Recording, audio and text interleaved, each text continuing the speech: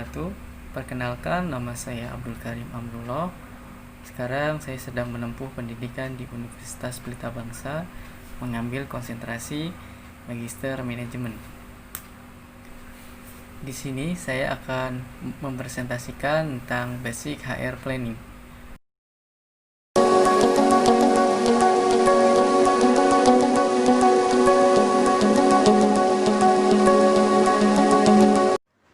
Basic HR planning mempunyai definisi serangkaian kegiatan untuk mempersiapkan dan menyediakan sejumlah sumber daya manusia yang memiliki kompetensi pada saat ini dan di masa yang akan datang, berdasarkan peramalan, supply, dan permintaan SDM yang mengacu kepada kebutuhan, perkembangan, dan persaingan bisnis perusahaan.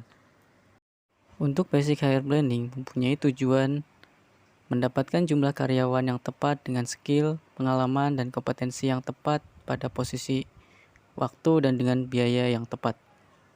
Untuk basic HR planning tersendiri mempunyai beberapa item. Yang pertama, recruiting, hiring, compensation, training, evaluation, dan benefit. Faktor-faktor HR planning ada beberapa item. Yang pertama, peramalan kondisi bisnis. Yang kedua, pengembangan bisnis perusahaan. Yang ketiga, perubahan struktur dalam perusahaan. Yang keempat, peningkatan produksi. Yang kelima, kemampuan tenaga kerja saat ini. Yang keenam, kebutuhan sumber daya manusia saat ini dan yang akan datang. Yang ketujuh, promosi, mutasi, demosi. Yang kedelapan, tingkat turnover. Nah, supply dan demand. Dalam proses HR planning, faktor supply dan demand tenaga kerja menjadi kunci paling penting. Di sini supply dan demand ada 3 kondisi. Yang pertama, demand lebih besar daripada supply. Yang kedua, demand lebih kecil daripada supply. Yang ketiga, demand sama dengan supply. Planning proses mempunyai 2 item, demand dan supply. Di sini demand lebih besar daripada supply, menjelaskan bahwa training, succession planning, promotion, subcontracting, overtime digunakan tenaga sementara. Sedangkan supply lebih besar daripada demand, yaitu pay cut, reduce hold, early retirement, inducement to quit, layoff.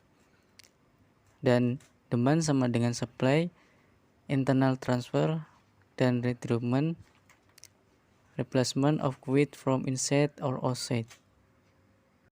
Selanjutnya di dalam HR basic planning adalah basic recruitment dan selection.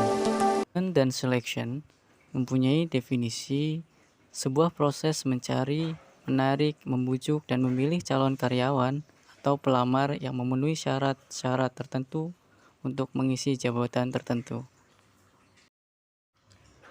Tujuan rekrutmen dan selection yaitu the right man on the right place at the right time, di mana suatu karyawan akan ditempatkan sesuai dengan tempatnya dan tepat pada waktunya.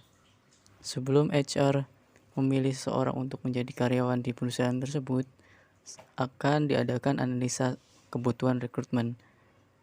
Di situ poinnya di posisi kosong, analisa beban kerja akan diputuskan sesuai dengan keputusan di departemen masing-masing. Terbagi menjadi beberapa 3 item. Yang pertama job analysis, kedua job description, yang tiga job specification. Baik untuk job analysis, suatu studi yang secara sistematis dan teratur mengumpulkan semua informasi dan fakta yang berhubung dengan jabatan tertentu. Di sini ada 9 item.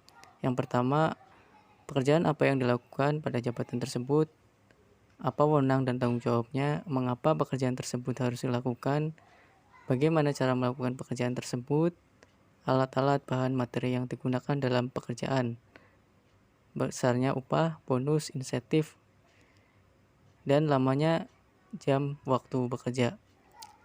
Selain itu, di dalam pendidikan dan pengamalan kompetensi yang dibutuhkan, training yang dibutuhkan, dan lain-lain. Job description adalah sebuah uraian tertulis dalam format terstruktur yang menjelaskan tugas dan tanggung jawab, kondisi kerja, dan aspek lainnya yang menjelaskan tentang posisi atau jabatan tertentu. Untuk job specification, berisi uraian tentang spesifikasi yang menetapkan persyaratan dari seorang pemegang jabatan atau job holder untuk menduduki jabatan tersebut. Pada umumnya berisi informasi tentang pengalaman kerja, pendidikan formal dan informal, kualifikasi persyaratan fisik dan psikologis, dan kemampuan-kemampuan lainnya yang harus dimiliki oleh seorang pelaksana tugas kerja job holder. Dan kerugian rekrutmen internal short. Yang pertama, kelebihan semangat kerja staf meningkat, lebih loyal dan produktif. Perusahaan lebih tahu orang yang tepat untuk mengisi posisi tersebut. Karyawan sudah mengetahui budaya perusahaan, menciptakan jenjang karir yang sehat, tidak perlu melatih staf dari nol. Untuk kekurangannya, jika sosialisasi tidak jelas, menimbulkan iri hati. Jika cara rekrutmen tidak benar, maka akan timbul ketidakpercayaan terhadap manajemen. Tidak ada metode kerja baru.